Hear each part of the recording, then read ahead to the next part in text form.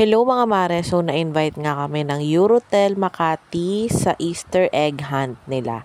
So ito na si baby boy, ayan, tulog pa siya. So we are going na sa Eurotel Makati. Sa mga magtatanong, sa harap lang po ito ng Walter Mart. Ayan na, nandito na tayo, papasok na tayo sa 14th floor. So ito yung ano nila, yung parang activity center nila ngayon. So ayan, magre-register muna tayo ng ating name para tayo ay maka-join na sa Easter egg hunt. So ayan, sobrang maluwag siya ngayon. Talaga namang nakakatuwa yung mga kids. Ayan, meron na rin tayong stub para sa popcorn, sa ice cream, at sa cotton candy.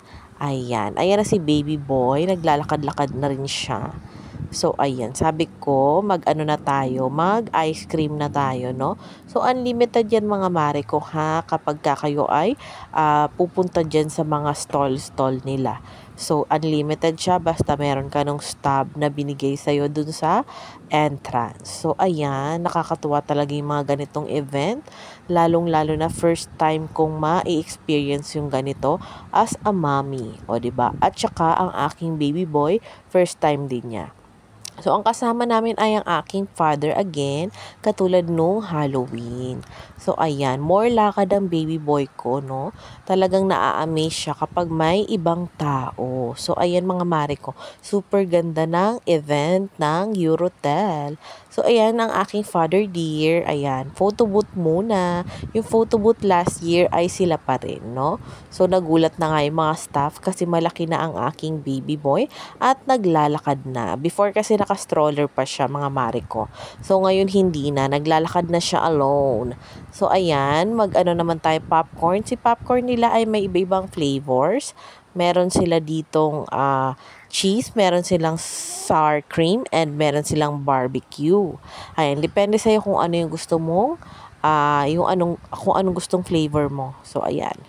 So, ayan, nakakatuwa yung mga staff dito kasi accommodating talaga. So, ang baby boy ko ay talaga namang tuwang-tuwa siya sa mga eggs. Ayan, yung mga may kulay na eggs. Pero ayan, this time mag-start na yung ating program, no? So, kahit maliit pa ang baby boy ko, nakapila rin siya sa ating mga games. So, bilang hindi pa siya pwede ng mga games, ako muna yung maglalaro para sa kanya. And then, siya naman ang kukuha ng mga eggs. So, natutuwa siya sa mga eggs kasi iba-iba yung color. So, ayan. 'Di ba ang likot ng aking baby boy? Nakita nyo naman. So, nakakatuwa yung mga ganitong event kasi talagang merong makikilalang mga bagong mukha. Ayan. At the same time, mga kids, mag-enjoy talaga sila. So, ayan mga mare ko. Super cute at super ganda ng ating mga games. Ayan, nakakuha na nga ang baby boy ko ng egg. So, ako na ang turn. Ako na lang ang maghahagis ng ball na ito. Kung ano ang mapapanalunan niya ay yun ang ilalagay natin sa mini basket. So, may basket na binibigay sa entrance bago pumasok. So, ayan na nga. Kukuha na kami ng green eggs at kung ano mang eggs ang meron dyan, kinuha na ng anak ko. Alam niyo naman, kapag mga ganitong toddler pa lang, kung ano-ano nga talaga ang gustong kuhanin. Dahil nga curious nga sila kung ano yung mga eggs na yan na iba-iba yung color. So, ayan. May parang 4 steps ata sila dyan or 4 egg hunting na gagawin or yung mga laro na gagawin ni baby, no? So, ito na yung last, yung sa mini swimming pool nila, no? So, ayan, kukuha tayo ng egg. 2 pink lang yung kukunin natin. And then, ayan ang baby boy ko. Ayan, ginata na nga niya ang egg. So, ang dami niya na nakuha. Dapat talaga dyan ay parang 3 lang yung kukunin namin. Pero, kinuha niya na yung iba. And then, ayan na nga ang nakuha ng aking baby boy. So, ayan, si father ang tagabantay. Pinaupo na rin namin siya. So, Marie is life pa rin sa aking baby boy. O, diba? May baon kaming Marie, syempre.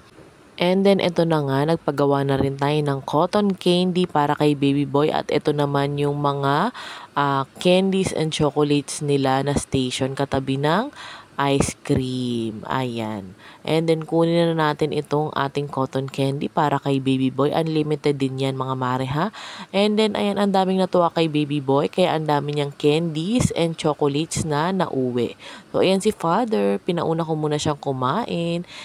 And then, after naman, meron din tayong magician. Meron din siyang show dito sa ating Easter egg hunt. So, nakakatuwa din talaga yung mga ganitong eksena, ano? And then, meron din si baby boy na egg na ganito, no, nalalagyan ng colors, no. And then, ito na yung aming picture sa photo booth.